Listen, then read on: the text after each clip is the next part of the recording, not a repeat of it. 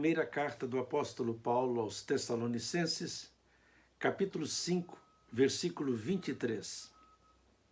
Que Deus, que nos dá a paz, faça com que vocês sejam completamente dedicados a Ele e que Ele conserve o espírito, a alma e o corpo de vocês, livres de toda mancha, para o dia em que vier o nosso Senhor Jesus Cristo.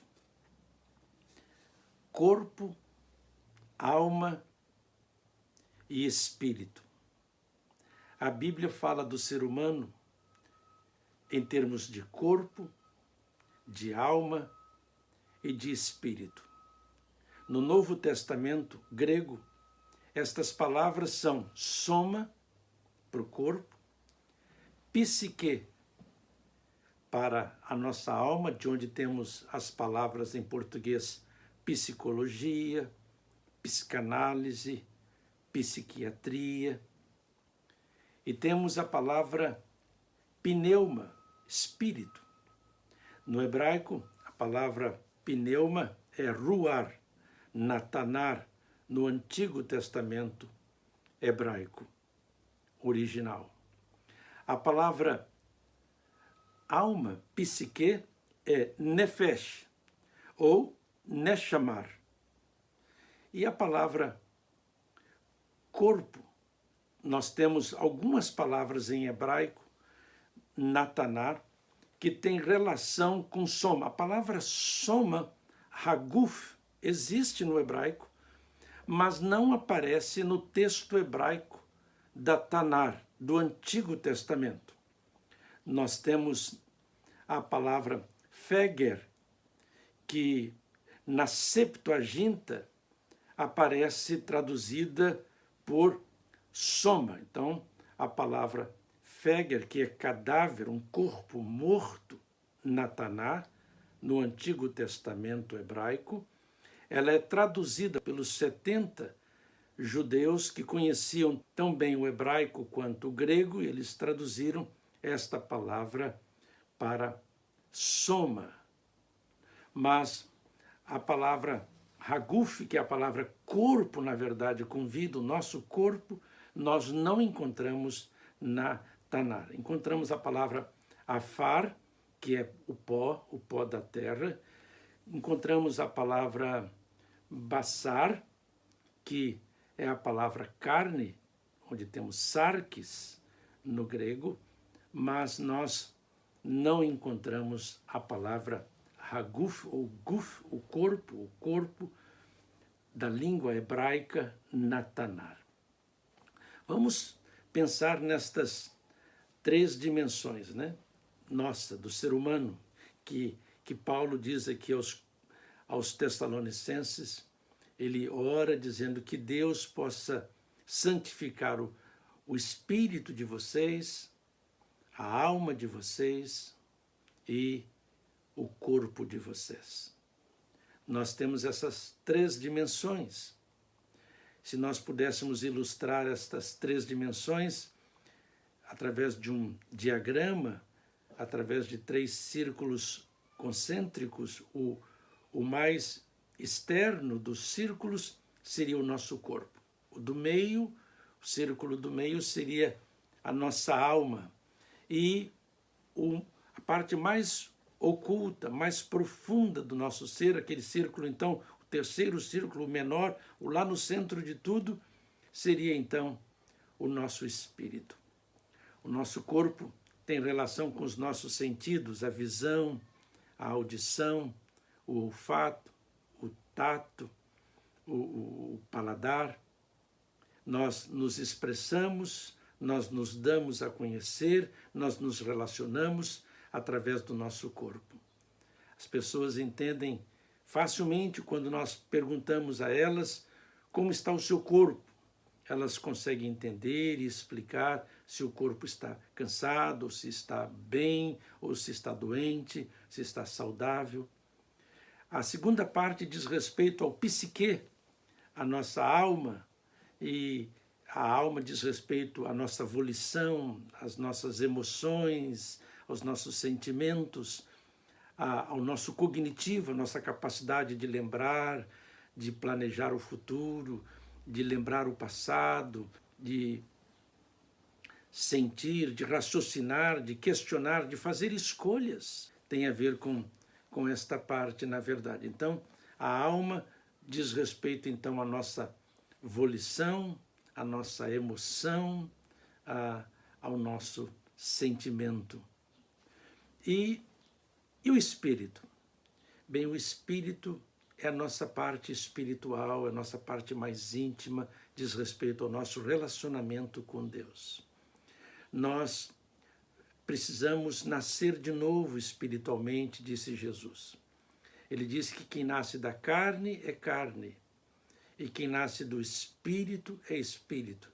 E ele falou isso para uma pessoa chamada Nicodemos. Em João capítulo 3, nós temos a história do encontro de Jesus com Nicodemos.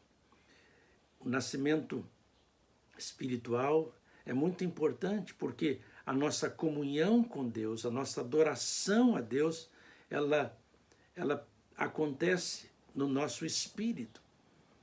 E quando nós estamos mortos espiritualmente, nós não temos como conhecer Deus, nós não temos como adorar a Deus, nós não temos como ter conhecimento de Deus. Nós temos o nosso espírito ressuscitado, esse espírito que está morto em pecado, nascemos assim. Esse novo nascimento ocorre quando ouvimos a palavra de Cristo. O apóstolo Paulo, escrevendo aos Romanos, disse que a fé vem pelo ouvir e o ouvir a palavra de Cristo. O Senhor Jesus Cristo, em João capítulo 6, versículo 63, disse que suas palavras são espírito e vida.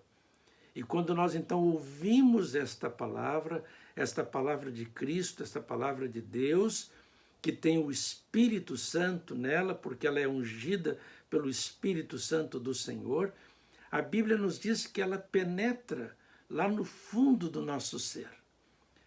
O escritor aos Hebreus diz que vai até a divisão da alma e do espírito. Alcança então o nosso espírito e produz então o novo nascimento, uma nova criatura, espiritualmente falando. Em termos de psique, de alma, continuamos o mesmo. Em termos de corpo, continuamos o mesmo. E às vezes nós duvidamos, perguntamos, será que eu nasci de novo mesmo? Sim, você pode nascer de novo, mas vai continuar com o mesmo corpo, com a sua mesma psique. Estas coisas podem mudar e devem mudar, mas essa metamorfose leva tempo. Você precisa alimentar agora o seu espírito, depois que você nasce de novo, que é uma nova criatura, de acordo com o que o apóstolo Paulo escreveu em sua segunda carta aos Coríntios, capítulo 5. Se alguém está em Cristo, é nova criatura, na palavra de Cristo. Então, você começa a alimentar essa nova criatura, o seu ser espiritual. E você agora começa a viver como homem espiritual, de acordo com o que o apóstolo Paulo também escreveu na sua primeira carta aos Coríntios, no capítulo 2.